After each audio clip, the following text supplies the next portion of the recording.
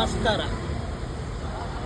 ಬೆಂಗಳೂರಿನಲ್ಲಿ ಓಕ್ಲಿಪುರನಲ್ಲಿರುವ ಶನಿ ಭಗವಾನ್ ದೇವಸ್ಥಾನದಲ್ಲಿ ಮಂಗಳವಾರ 27ನೇ ತಾರೀಕು ಬೆಳಗ್ಗೆ 7:30 ಸರಿಯಾಗಿ ಬೆಳಗ್ಗೆ 7:30 ದಯವಿಟ್ಟು ಎಲ್ಲರೂ ಬರಬೇಕಾಗಿ ವಿನಂತಿ ಆಗಿ ಬೇಡ್ಕೊಳ್ತಾ ಇದ್ದೀನಿ.